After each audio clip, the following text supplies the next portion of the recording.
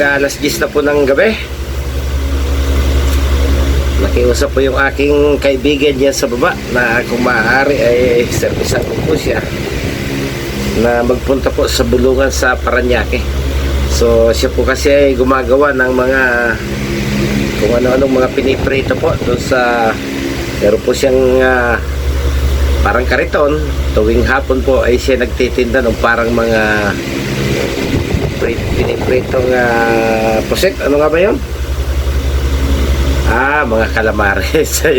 So yun po yung kanyang paninda, pero nasira po yung kanyang motor, kung kaya pinakiusapan po niya ako yung mag-service muna sa kanya. So sa Friday pa naman po yung ating pinakamaagang schedule ng biyahe.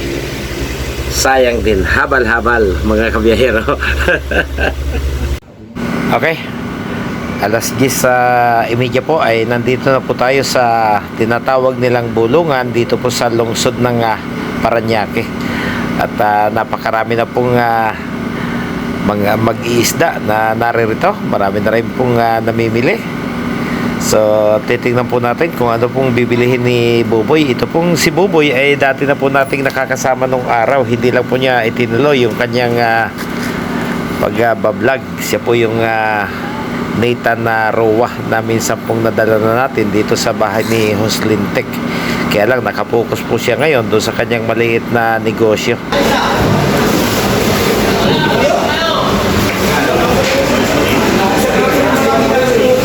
Ilang kilo kukunin mo, Buboy? Ilang kilo kukunin mo? Ilang kilo? Ha?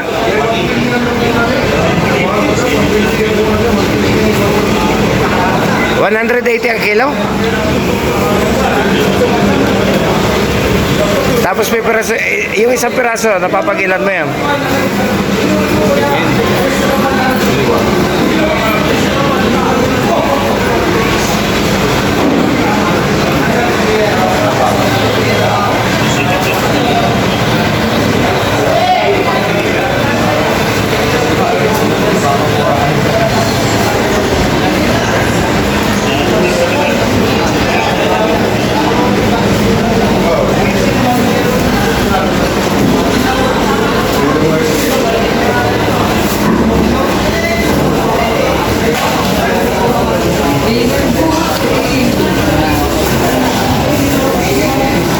Bibit-bit mo yan sa motor?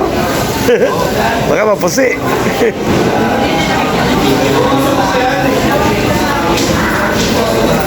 Ilang kilo kukunin mo? 10? 1, 2. Wala kumakain.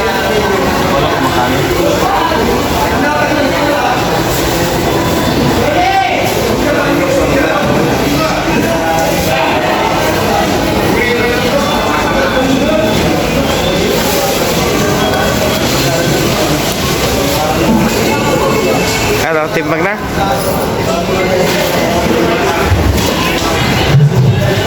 Ikaw ang i-content ko bukas eh. Walang ma-content eh.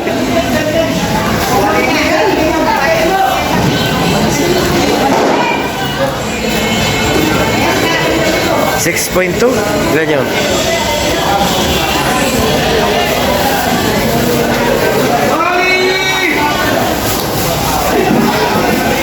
Ilang kilo? 180?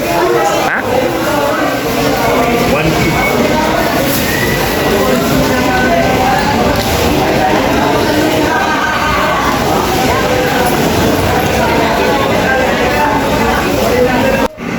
So yan, ang nakuha po niya ay nasa 7 kilos at nagbayad po siya ng nasa 1,200.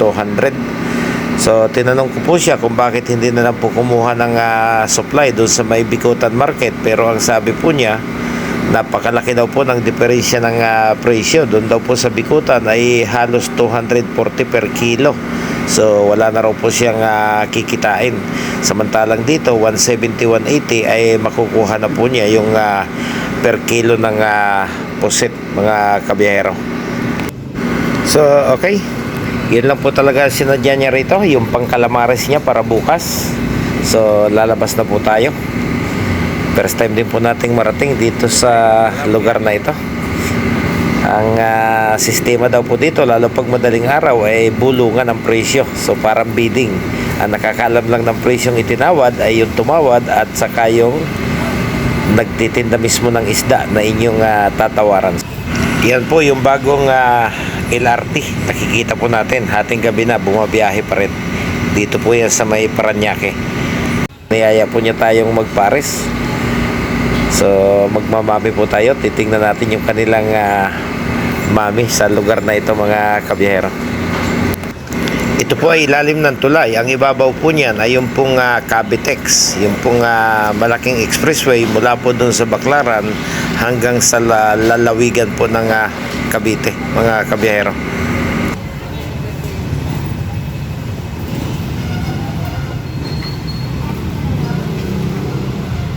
Bay, hindi ka pa nakapunan, Baboy? Ha? Magkano order dito ng mami? Ha? 45? Mami. Sulit ang laman, oh. Sige, mami rin sa akin. Ako ayaw ko.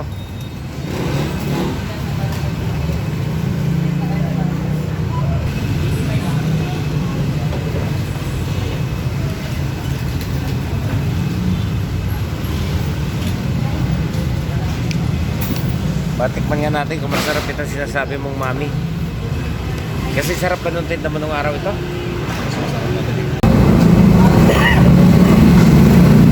Ayan, tikman po natin yung mami dito. Pagkatapos mabili ni Buboy, dinala niya po ako dito sa kanyang kinakainan. Masarap daw. Kaso medyo manghang eh.